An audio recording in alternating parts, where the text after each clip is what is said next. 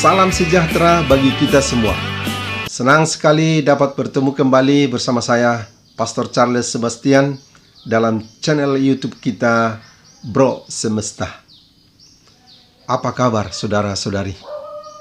Semoga kita tetap dalam keadaan sukacita Natal dan dalam rasa syukur meninggalkan tahun 2022 dan menyongsong tahun 2023.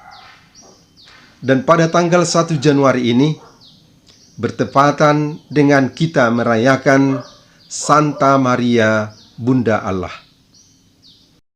Pada saat kita mengalami pergantian tahun seperti ini, tentu kita juga merenungkan tentang waktu di mana kita sedang berada. Dalam kehidupan sehari-hari, ungkapan-ungkapan manusia tentang waktu menjelaskan bagaimana waktu itu dihayati dalam kehidupan. Ketika orang misalnya mengatakan, "Wah, saya tidak punya waktu." Atau, "Kita dikejar-kejar waktu." Atau, "Waktu kita sangat singkat." Atau seperti orang Inggris yang mengungkapkan, "Time is money." Ini merupakan segelintir dari ungkapan atau penghayatan manusia tentang waktu. Namun sangat jelas bahwa manusia membuat batasan-batasan pada waktu. Ketika misalnya satu ketuk, satu momen, kita sebut 1 detik. Dan 60 detik kita namai 1 menit. 60 menit kita sebut 1 jam.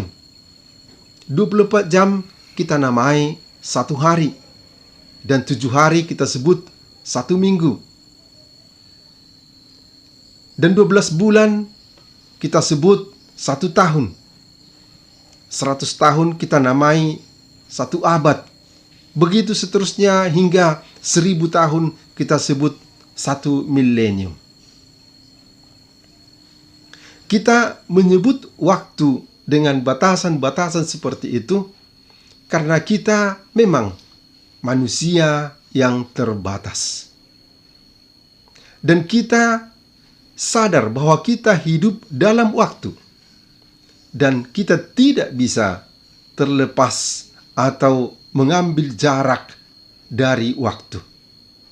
Kita ada dalam waktu.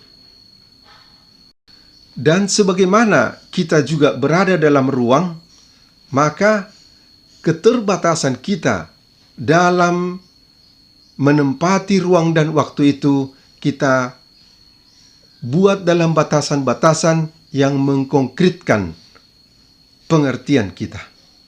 Kita tidak bisa mengatakan, "Mari kita bertemu kapan saja." Atau kita akan bertemu entah di mana saja. Kita harus mengatakan, kita akan bertemu di tempat ini, di jalan ini, di kota ini, pada jam sekian, dan seterusnya. Dengan demikian, kita dapat mengkonkretkan dan menjadi jelas untuk pengertian kita di mana, kapan kita dapat bertemu. Itu ungkapan dari manusia karena keterbatasannya terhadap ruang dan waktu. Sebaliknya untuk Allah, ruang dan waktu tidak terbatas.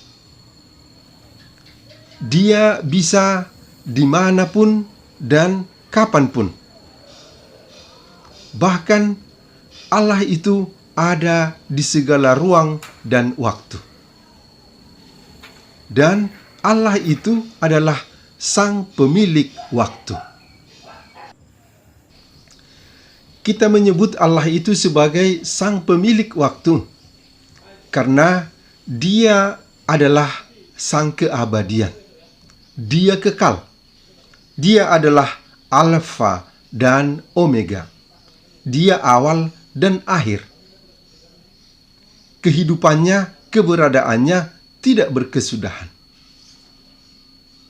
sementara kita manusia adalah terbatas. Kita orang Kristen menghayati waktu itu sebagai pemberian atau anugerah Allah bagi kita. Ketika Allah menciptakan kita, ini adalah kesempatan. Ketika Dia memberikan waktu bagi kita untuk hidup di dunia ini. Namun, dari tuturan para pemazmur dikatakan, waktu kita 70 tahun atau 80 jika kuat sebagai batas untuk berada dalam kehidupan di dunia ini. Di tempat lain pemazmur mengatakan 1000 tahun bagi Allah sama dengan 1 giliran ronda malam. Nah, bagaimana kita menyikapi perbedaan penghayatan pengalaman waktu bagi manusia yang begitu singkat dengan waktu bagi Allah yang merupakan kekekalan atau keabadian? Mungkin ada orang yang berkata, kalau begitu, mengapa Allah begitu pelit? Dia punya waktu begitu banyak, bahkan kekal abadi. Dan Dia hanya memberikan batas umur kepada manusia hidup di dunia 70 atau 80 jika kuat. Bukankah Allah itu begitu pelit dengan hanya memberikan sedikit waktu saja bagi manusia? Saudara-saudari terkasih, kita tidak boleh berkata begitu. Karena sesungguhnya Allah juga mengundang kita kepada keabadian. Dia juga inginkan agar kita yang hidup di dunia ini ikut dalam kekekalan bersama dengan Dia. Namun, semasih kita hidup di dunia ini, hidup kita adalah dalam kesementaraan. Hidup di dunia adalah proses, berjalan. Dan karena itu, dia ada awalnya dan ada akhirnya. Namun, kehidupan di dunia ini harus kita syukuri, karena ini merupakan kesempatan di mana kita bisa pantas diterima untuk kehidupan abadi itu. Hidup ini sungguh adalah merupakan kesempatan yang baik. Kalau kita tidak hidup di dunia ini, kita juga tidak akan bisa ikut dalam kehidupan yang abadi bersama Allah. Itulah sebabnya pengkhotbah dalam tulisannya mengatakan, semuanya sia-sia. Segala sesuatu yang ada di bumi ini adalah kesia-siaan. Yang kekal, yang abadi hanyalah Sang Pencipta.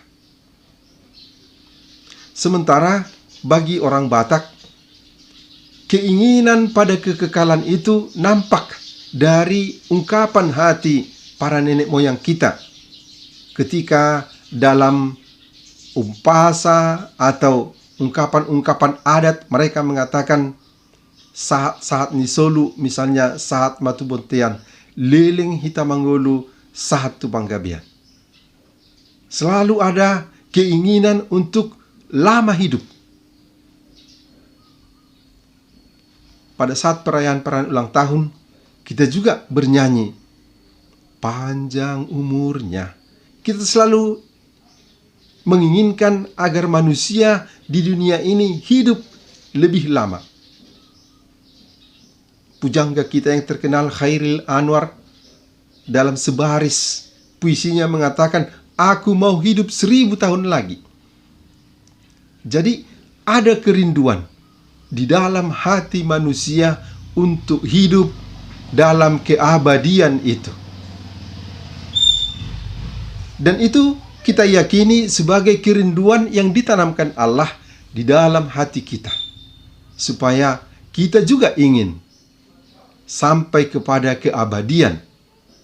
Tetapi keabadian itu tidak ada di dunia ini. Semua yang ada di dunia ini adalah sementara. Segala sesuatu ada batasannya. Tetapi sesudah kehidupan di dunia ini ditawarkan atau kita diundang untuk ikut dalam kehidupan yang abadi bersama dengan Allah. Saudara-saudara terkasih, dalam Injil kita mendengar, tetapi Maria menyimpan segala perkara itu dalam hatinya dan merenungkannya. Ungkapan itu sungguh berkenaan dengan situasi kita sekarang, ketika kita meninggalkan 1 tahun yang sudah kita lalui dan menyongsong 1 tahun yang baru, tahun 2023. Pantas kita menyimpan di dalam hati kita segala sesuatu yang sudah kita alami, berkat dan pengalaman-pengalaman suka dan duka kita, dan merenungkannya serta membuat niat-niat yang baru di tahun yang baru ini. Maka bersama dengan Maria, kita juga dalam memasuki menyongsong 1 tahun yang baru, pertama-tama bersyukur kepada Tuhan. Kita masih diberi waktu. Dan mari kita pergunakan waktu itu sebaik mungkin. Karena waktu itu adalah pemberian dari Tuhan. Maka kita mengisinya dengan perkara-perkara yang baik, yang berkenan kepada Tuhan.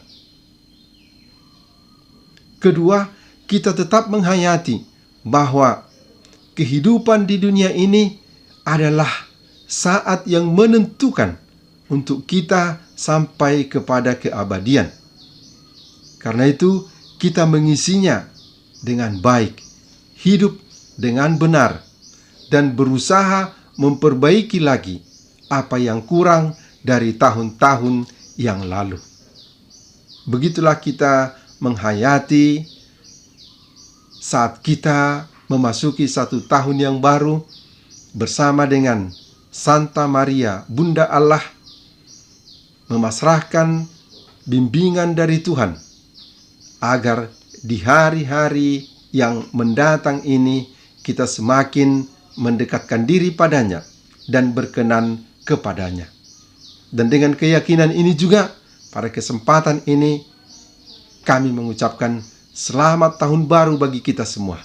Semoga tahun yang baru ini menjadi tahun yang lebih indah, lebih kudus, penuh rahmat bagi kita semua. Saudara-saudari terkasih, hingga di sini permenungan kita kali ini. Semoga rahmat dari Tuhan selalu menyertai kita. Salam sejahtera bagi kita semua.